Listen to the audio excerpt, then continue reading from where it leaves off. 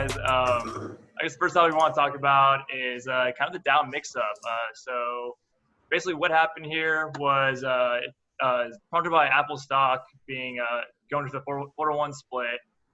So Exxon, Pfizer, Raytheon, they're all gone. They're out of the Dow industrial average, and Salesforce, Amgen, and Honeywell are all in. So for someone like me who's very new to the market, what is the Dow Jones Industrial Average? Like, what is that? Do you know?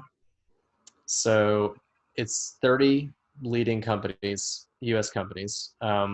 It's not equally weighted. So Apple has extreme undue influence, especially more than ever, our favorite COVID saying in the world. Since it's not weighted, Apple has a lot of sway in it, especially its performance. And it's just 30 leading companies in the US.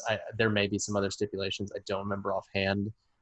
Even though it's the most popular tracker and index used in a lot of news outlets and financials, it's not quite the best in looking for overall market health and actual market reaction to things. And so what do you feel is the S&P 500? If you want to go wider, you go Russell 2000. Okay. S&P 500 is going to be better than the Dow, though, to give you a pulse on kind of what's happening that day.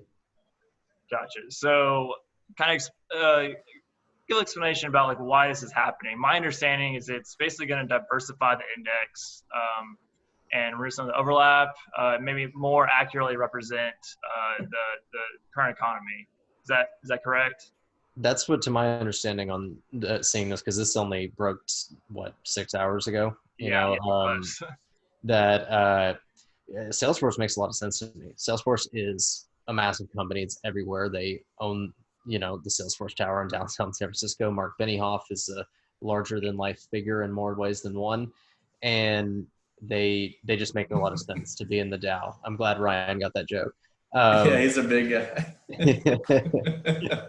But he's one of my favorite CEOs, though, honestly, just of all the companies in the U.S. I mean, he's one of the ones that not everybody knows, but I mean, he's, I would say, going to lead them in the right direction, and I'm glad they joined the Dow. But I think the Dow also is just the blue chip companies that are just kind of make up like the fabric of U.S. business. Also, just making sure that they're the ones that are the best of breed, best of the best, which is why it kind of makes sense why some of those left the index, and then some of the new leaders in their industries have joined. So I was happy to see the shakeup.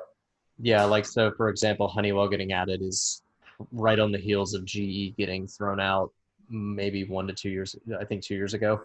And Raytheon, right? Yeah. Raytheon's more skewed defense sector, but they are involved in aerospace like Honeywell and GE. Yep. So my takeaway is, like, first off, this is gonna happen on open market on August 31st. So this coming Monday, a week from today. But like, what this actually means, at least from what I gather, that Apple is gonna go down in weight. I don't know what it was before, but now it's gonna be like 2.9%, I believe.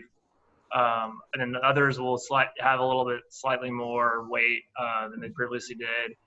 And then to me, I mean, I may be wrong here, but I think it signifies a shift in the economy to represent the market. I mean, I don't know how much that really weighs into it of like how that affects us or affects the general population, but I mean, it's kind of showing that healthcare is up a little bit and tech is kind of on the downward trend from what it was before.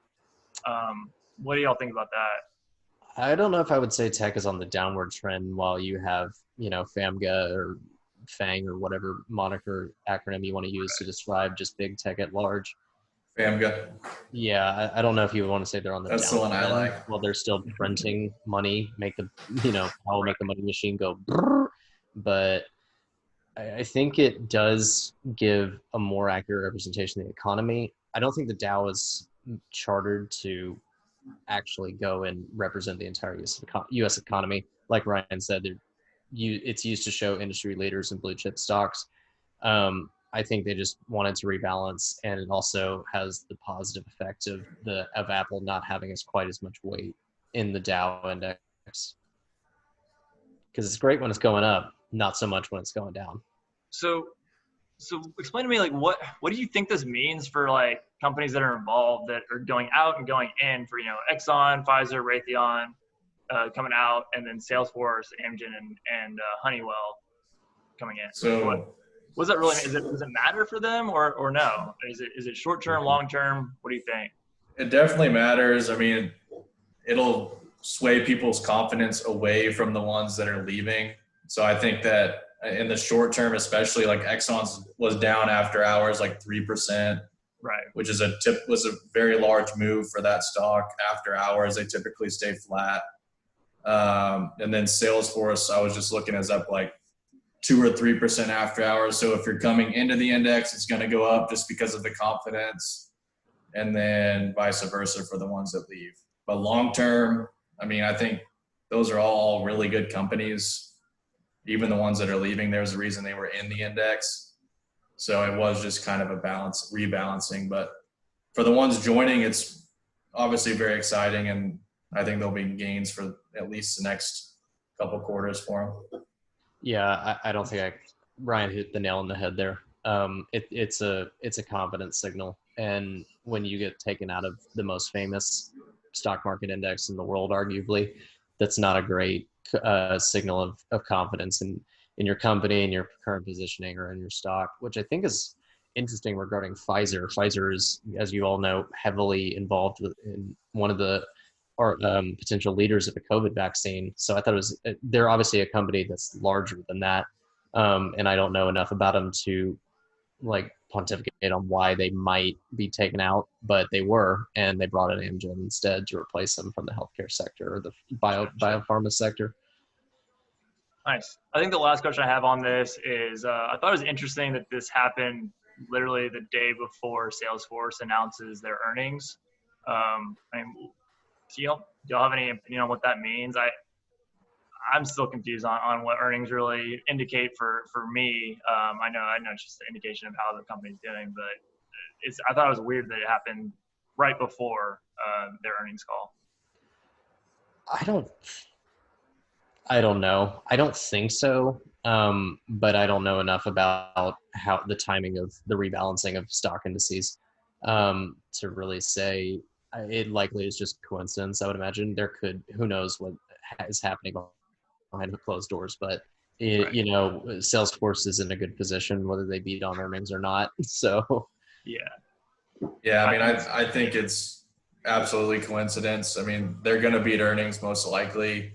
They're innovative in the space of work from home. They've created like the work.com where you can like let your employees work from home more efficiently, and they're helping you come back into the office safely and everything like that through that new platform. And I mean, I think it's coincidence, but with their earnings probably going to beat and this move, they're going to move pretty big tomorrow if I had to guess. But you have to again consider GE did bring us a good plot line of 30 Rock. Could Honeywell deliver the same thing? To be determined. Yeah. We'll hold that clip right there and bring it back later.